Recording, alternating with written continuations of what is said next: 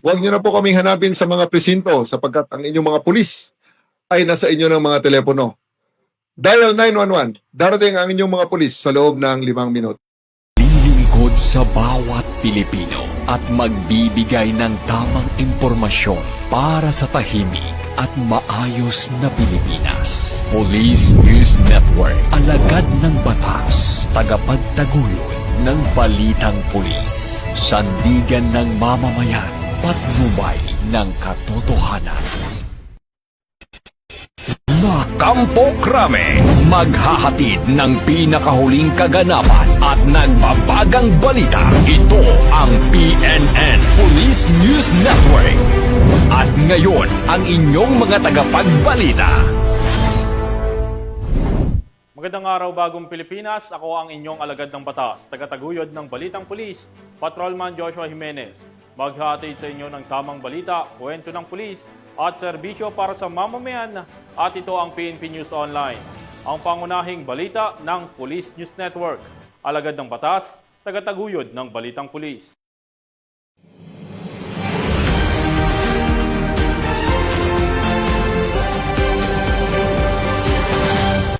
Narito ang mga balitang hatid ng ating PNN correspondents mula sa iba't ibang panig ng bansa.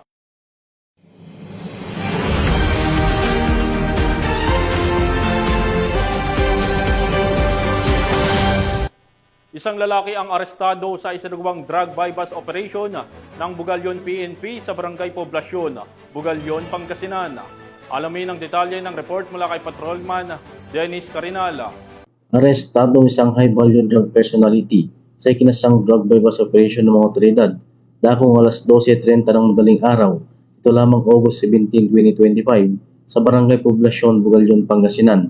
Kinilala ni Police Major Arnold E. Soriano, hepe ng Bugalyon Municipal Police Station, ang sospek na si Elias Neil, residente ng Barangay Tambak, Dagupan City, Pangasinan, na tinaguri ang high-value individual sa talaan ng mga otoridad.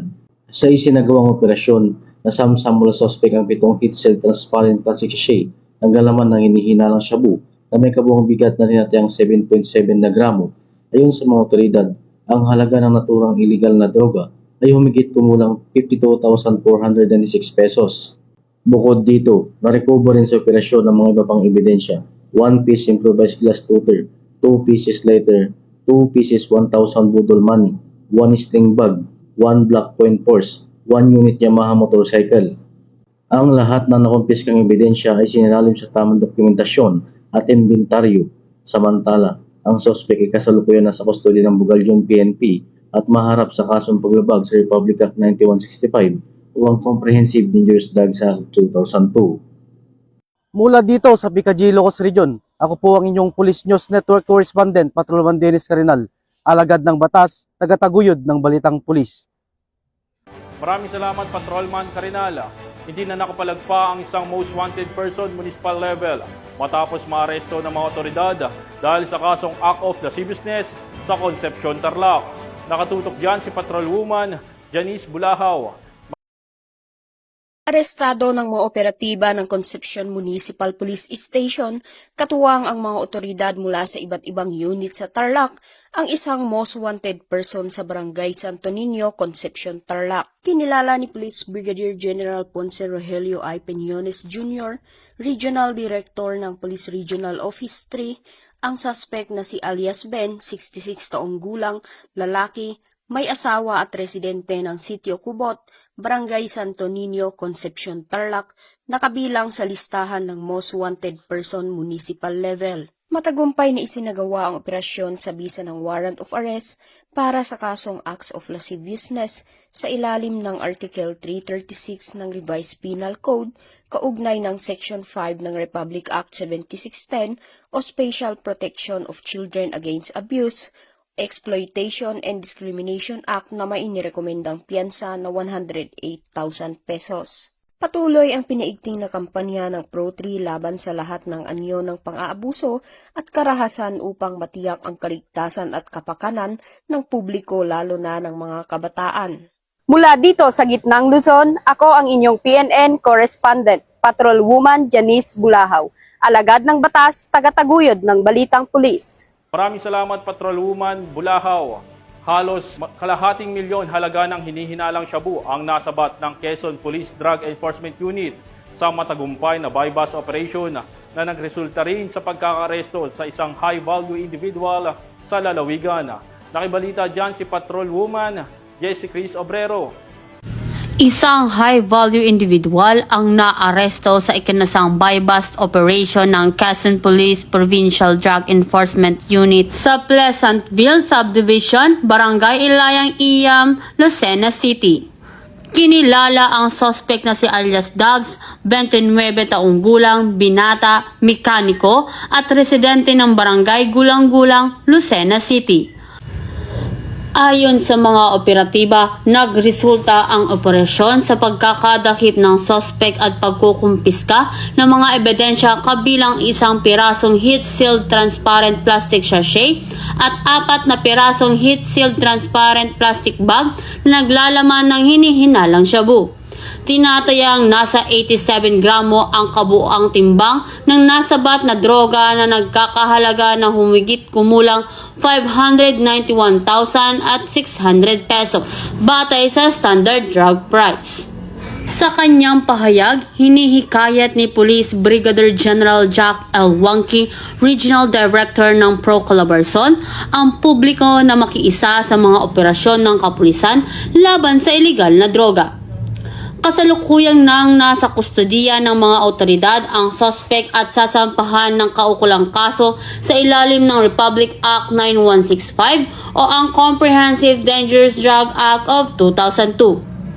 Mula dito sa Calabarzon, ako ang inyong Police News Network Correspondent, Patrolwoman Jessie Chris S. Obrero, alagad ng batas, tagataguyod ng Balitang Pulis.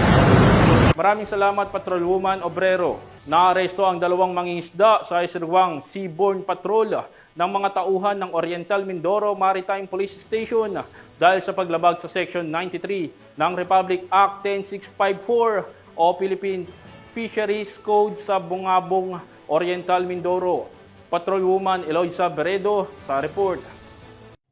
2 mangingisda ang naaresto habang nakumpiska naman ang kanilang ipinagbabawal na gamit sa pangingisda matapos ang ikinasang seaborne patrol operation ng mga tauhan ng Oriental Mindoro Maritime Police Station.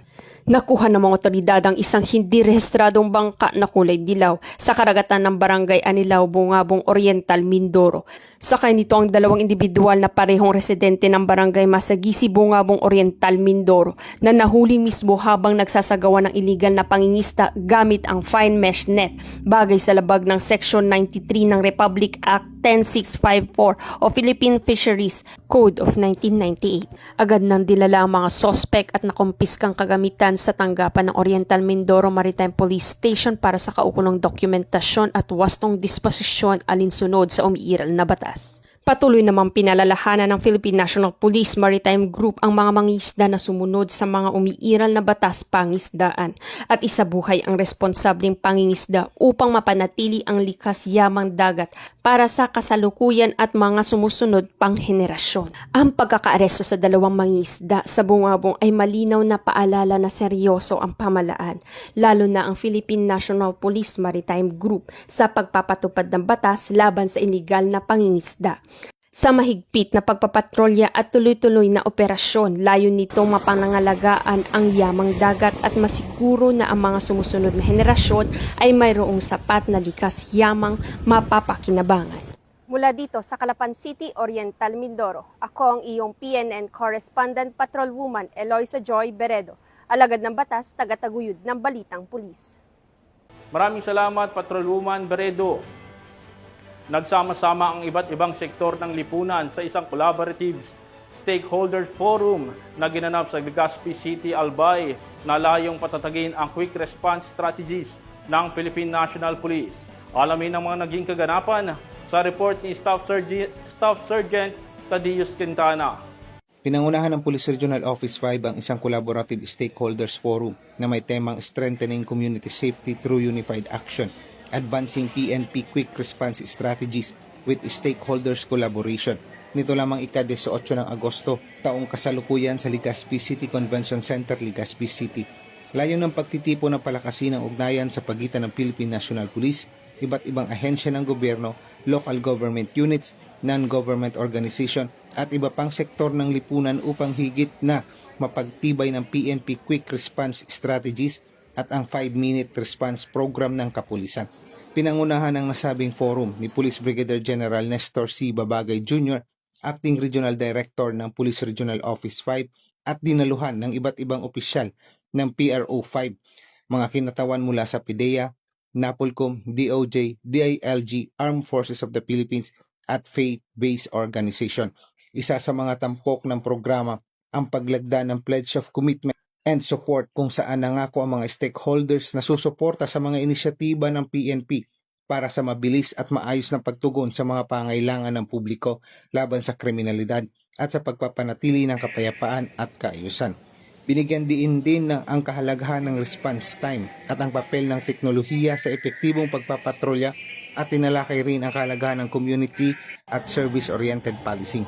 Sa pamamagitan ng pagtutulungan ng iba't ibang sektor, inaasahang higit pang mapapalakas ang kakayahan ng kapulisan na tumugon sa mga emergency at pangailangan ng publiko, kasabay ng panawagan ng Kasurug Cops na huwag nyo na kaming hanapin sa mga presinto sapagkat kami ay nasa inyo ng mga telepono. Dial 911 at kami darating sa loob ng 5 minuto. Ang Citizens Crime Watch nagsasaludo at nagsusuporta sa inyong programa bilang peacekeepers sa aming locality, every barangay na pinabibilangan namin.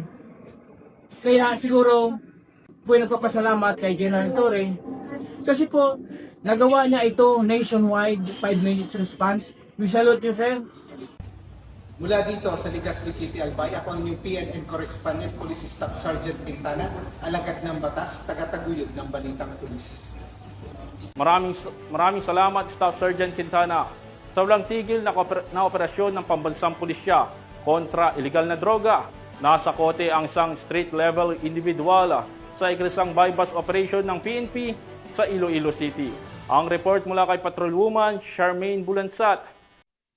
Sa isang matagumpay na bypass operation sa Barangay Takas, Haro, Iloilo City, naresto ng mga tauhan ng Iloilo City Police Station 3 ang isang street-level individual nito lamang 15 ng Agosto taong kasalukuyan. Ayon kay Police Captain Maven Laranyo, officer in charge ng Iloilo City Police Station 3, ang naaresto ay kinilalang si alias Ace, 26 na taong gulang, lalaki, isang driver at residente ng nasabing syudad. Nakumpiska mula sa pag-iingat ni alias Ace ang 7 transparent plastic sachet na naglalaman ng hinihinalang shabu na tumitimbang ng humigit kumulang 5 gramo na may standard drug price na nagkakahalaga ng 34,000 pesos. Dagdag pa rito, nakuha din sa arestado ang bypass money at iba pang mga non-drug items. Mahaharap sa kasong paglabag sa Republic Act 9165 o ang Comprehensive Dangerous Drugs Act of 2002 ang suspect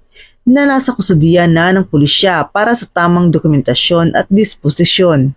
Patuloy ang Iloilo City Police Station 3 sa kanilang kampanya kontra ilegal na droga upang masiguro ang kaligtasan ng bawat mamamayan tungo sa isang mapayapang bagong Pilipinas. Mula dito sa Western Visayas, ako ang inyong PNN Correspondent, Patrolwoman Charmaine Balansat, alagad ng batas, tagataguyod ng Balitang Pulis. Maraming salamat, Patrolwoman Balunsat. Selda ang bagsak ng isang binatilyo matapos siyang maaresto ng mga pulis sa kasong paglabag sa Republic Act 9165 o mas kilalang Comprehensive Dangerous Drugs Act of 2002. Magbabalita dyan si Patrolwoman Judith Nicanor. Hawak na ng mga otoridad ang binatilyong may kasong paglabag sa Republic Act 9165 o ang Comprehensive Dangerous Drugs Act of 2002 matapos itong maaresto ng kapulisan ng Mandaue City sa Albania Street, Mandaue City, Cebu nito lamang nakaraan. Ayon kay Police Major Jonathan Bithoven and Paneo, Station Commander ng Police Station 2 Mandaue City Police Office, Bandang alas 3 ng hapon nang maaresto ng kapulisan ng binatilong si alias Ford, 16 anyos na residente ng Sitio Marna, Barangay Subandaco, Mandaue City, Cebu. Ang nasabing child in conflict with the law ay naaresto sa bisa ng warrant of arrest para sa kasong paglabag sa Republic Act 9165 o ang Comprehensive Dangerous Drugs Act of 2002 na inisyo ni Honorable Leia Iligan Heraldes, presiding judge ng Regional Trial Court 7 Judicial Region na walang rekomendadong piyansa. Samantala, kasulukuyang nasa kustodiya ng Hope of Mandaue Enhanced Children's Center ang nasabing CICL para sa dokumentasyon at tamang disposisyon. Good day. Personnel of Police Station 2, Mandaue City Police Office, successfully rescued and served a warrant of arrest against a minor for violations of Section 5 and 11 of Article 2 of Republic Act 9165, also known as the Comprehensive Dangerous Drugs Act of 2002. The minor was later turned over to this station on August 18, 2025, and is now under proper custody at the Homes facility in Barangay Basak, Mandaue City, in accordance with court orders and the protocols for children in conflict with the law. We would like to remind the public, especially our youth, to stay away from the dangers of illegal drugs. Drugs destroy lives, family, and futures. The Mandaue City Police Office, under the supervision of Police Colonel Cirilo B. Acosta Jr., City Director, and the leadership of our Regional Director, PRO7, Police Brigadier General Federico A. Maranan, we will continue to intensify operations to ensure a safer and drug-free community. Let us work together to protect our children and keep Mandaue City a safe place for everyone. Thank you. Ang Mandaue City PNP ay patuloy sa masigasig nitong operasyon sa pagtugi sa mga may sala upang tiyak na mapanagot ang mga ito sa batas dahil sa bagong Pilipinas ang gusto ng pulis, ligtas ka. Mula dito sa Mandaue City Police Office, ako yung Police News Network Correspondent, Patrolwoman Judith Nicanor, alagad ng batas, tagataguyod ng balitang pulis. Maraming salamat, Patrolwoman Nicanor. Nahulog sa kamay ng batas ang dalawang hinihinalang drug suspect sa bisa ng ikinasang bypass operation ng mga otoridad sa Barangay Liloan, Ormoc City. Patrolwoman Maria Elena Singian sa balita. Nahuli ang dalawang drug suspect sa ikinasang bypass operation ng mga operatiba sa Barangay Liloan, Ormoc City. Bandang alas 12 ng madaling araw ng ikasang operasyon ng mga tauhan ng Ormoc City Drug Enforcement Unit kasamang Ormoc City Intelligence Unit, Ormoc City Police Station 3, Ormoc City Police Station 5, City Intelligence Team Ormoc at Regional Intelligence Unit 8 sa koordinasyon sa Philippine Drug Enforcement Agency 8. Narecover sa mga suspect ang 7 pakete ng hinihinalang shabu na may tinatayang timbang na 2.63 gramo na nagkakahalaga ng 17,884 pesos, isang genuine 500 peso bill na ginamit bilang bypass money at mga drug paraphernalia. Mahaharap ang mga suspect sa kasong paglabag sa Section 5 at 11 ng RA 9165 o Comprehensive Dangerous Drugs Act of 2002. Ang matagumpay na operasyon ay resulta ng pinaigting na pagtutulungan ng ating mga kapulisan at iba pang ahensya ng gobyerno sa patuloy na kampanya kontra ilegal na droga upang mapanatili ang kaayusan at kapayapaan sa komunidad. Dahil sa bagong Pilipinas, ang gusto ng pulis, ligtas ka. Mula dito sa Police Regional Office 8, ako ang inyong PNN Correspondent, Patrolwoman Singian, alagad ng batas, tagataguyod ng balitang pulis. Maraming salamat, Patrolwoman Singian. Hindi na nakalusot sa ikasang bypass operation ng kapulisan ang isang drug suspect matapos mahuli sa aktong pagbebenta ng ilegal na droga sa lungsod ng Valencia, Bukidnon. Ang balita mula kay Patrolwoman Danessa Verdos.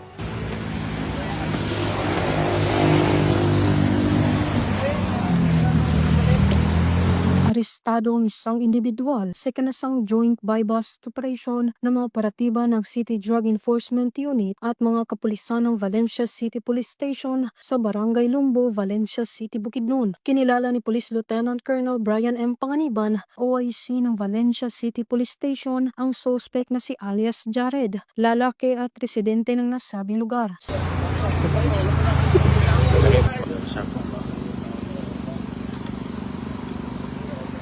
Sa ikinasang operasyon ng mga operatiba ay nakumpiska ang mga pakete ng hinihingalang shabu, isang cellphone at isang 500 peso bill na ginamit bilang buy-bust money. Nahaharap ang suspect sa kasong paglabag sa RA 9165 o Comprehensive Dangerous Drugs Act of 2002. Mula dito sa Camp Capistrano, Gusa, Cagayan de Oro City, ako ang inyong Police News Network correspondent, Patrolwoman Vanessa Berdos, alagad ng batas, tagataguyod ng Balitang Pulis.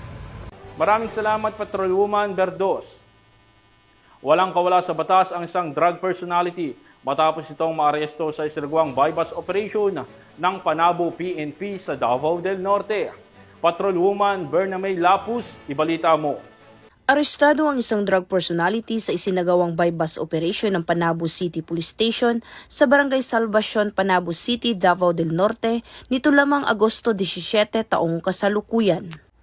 Kinilala ni Police Lieutenant Colonel Dexter R. Cuevas, Acting Chief of Police ng Panabo City Police Station, ang suspect na si alias Opao, 40 anyos, na residente sa nasabing lugar. Na-recover mula sa suspect ang tinatayang 5.14 grams na pinaghihinalaang shabu na tinatayang nagkakahalaga ng 35,000 pesos at buy-bust money na ginamit sa operasyon. Ayon pa kay Police Lieutenant Colonel Cuevas, nahuli ang suspect ng mga tauhan ng Panabo City Police Station sa koordinasyon ng 2nd Davao del Norte Police Mobile Force Company. Ang suspect kasalukuyang nasa kustodiya na ng nasabing istasyon at mahaharap sa kasong paglabag sa RA 9165 o ang Comprehensive Dangerous Drugs Act of 2002. Samantala, patuloy ang panawagan ng mga otoridad sa publiko na makipagtulungan sa pagsugpo ng ilegal na droga at pagpapanatili ng kapayapaan at kaayusan sa buong rehiyon. Mula dito sa Police Regional Office 11, ako ang iyong PNN Correspondent, Patrolwoman Bernamay Lapus, alagad ng batas, tagataguyod ng Balitang Pulis. Maraming salamat, Patrolwoman Lapus. Abala na ang Police Regional Office Bangsamoro Autonomous Region matapos magsagawa ng preparation meeting bilang paghahanda sa nalalapit na Bangsamoro Autonomous Region in Muslim Mindanao Parliamentary Elections. Narito ang detalye ng report mula kay Patrolwoman Veronica Lagi. Matagumpay na isinagawa ang preparation meeting para sa Bangsamoro Parliamentary Elections na pinangunahan ni Police Brigadier General Jason C. de Guzman, Regional Director ng PROBAR nito lamang 16 ng Agosto taong kasalukuyan sa PROBAR Launch Camp Bigen sa Lipada kay Pendatun, Parang, Maguindanao del Norte.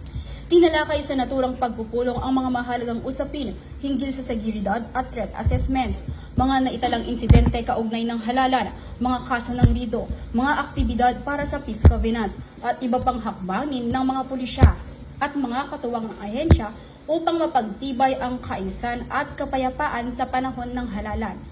Ang aktibidad na ito ay bahagi ng masusing paghahanda para sa kauna-unahang BARM Parliamentary Elections na nakatakdang ganapin sa darating na Oktubre 13, 2025. Ipinapakita nito ang buong dedikasyon ng PROBAR, katuwang ang mga stakeholders at komunidad na matiyak ang mapayapa, maayos at ligtas na halalan sa rehiyon ng Bangsamoro.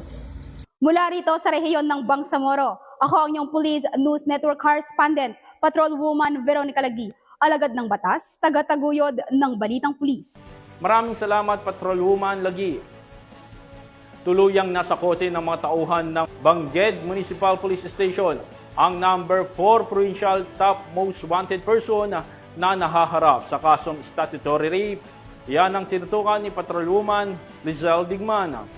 Walang kawala ang isang lalaki na tinaguriang number 4 provincial top most wanted person sa kasong statutory rape matapos itong maaresto ng mga otoridad sa La Union nito lamang 17 ng Agosto taong kasalukuyan. Ang tagumpay ng nasabing operasyon ay isinagawa ng mga tauhan ng Bangged Municipal Police Station sa ilalim ng pangangasiwa ni Police Major Graeme Boy Bolante Javier, Acting Chief of Police ng nasabing istasyon. Naaresto ang suspect sa bisa ng warrant of arrest na inisyo ng Regional Trial Court Branch 1 Bangged Abra sa kasong statutory rape alinsunod sa Republic Act 11648 na walang inirerekomendang piyansa. Matapos basahan ng kanyang karapatan sa wikang nauunawaan, dinala ang akusado sa tanggapan ng Bangged Municipal Police Station para sa dokumentasyon at pansamantalang kustodiya bago ito i-turn over sa korte. Ang matagumpay na pag-aresto ay patunay ng patuloy na pagpapatupad ng PNP sa kanilang sinumpaang tungkulin na sugpuin ang kriminalidad at tiyakin ang katahimikan ng komunidad tungo sa adhikain ng isang bagong Pilipinas. Mula dito sa Rehiyon Cordillera, ako ang inyong PNN correspondent, Patrolwoman Digman, alagad ng batas, tagataguyod ng Balitang Pulis. Maraming salamat, Patrolwoman Digman. 2 lalaki ang arestado matapos ang matagumpay na bypass operation na isinagawa ng Malate PNP sa Manila. Tinutukan niya ni Corporal Abigail Rojas. Nasakote ang 2 lalaki sa ikinasang bypass operation ng Malate Police Station 9 ng Manila Police District dakong alas 2 ng madaling araw sa kahabaan ng Adriatico Street, Barangay 720, Malate, Manila. Agad naman kinilala ng Malate Police ang mga suspect na sina alias Kurt, 23 anyos at alias Joros, 19 na anyos na kapwa mga residente ng Barangay 719 ng nasabing lungsod. Nasamsam ng mga tauhan ng Station Drug Enforcement Unit ng Police Station 9 mula sa mga suspect ang 4 na pakete ng pinaniniwalaang high-grade marijuana o kush na may kabuoang timbang na 13 gramo na may malaking halaga. Nakumpas ka rin ang perang ginamit bilang buy-bust money. Kasalukuyan silang nakapiit sa custodial facility ng Malate Police Station habang inihahanda ang kasong isasampa laban sa kanila sa paglabag sa Section 5 at 11, Article 2 ng Republic Act 9165 o Comprehensive Dangerous Drugs Act of 2002. Mula dito sa Metro Manila, ako po ang inyong PNN correspondent, Police Corporal Abigail Rojas, alagad ng batas, tagataguyod ng Balitang Pulis. Maraming salamat, Corporal Rojas. At yan ang balitang nakalap ng ating PNN correspondents mula Luzon, Visayas at Mindanao.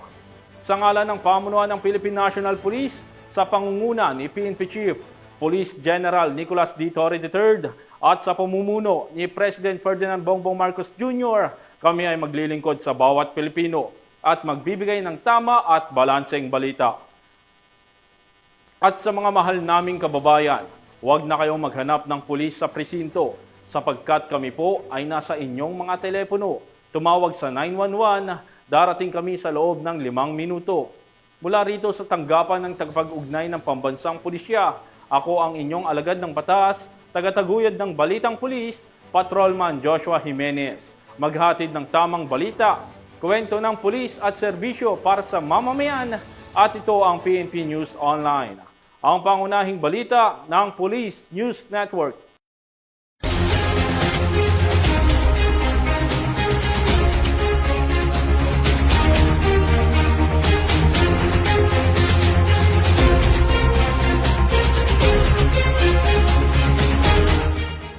Police News Network, alagad ng batas, tagapagtaguyod ng Balitang Pulis.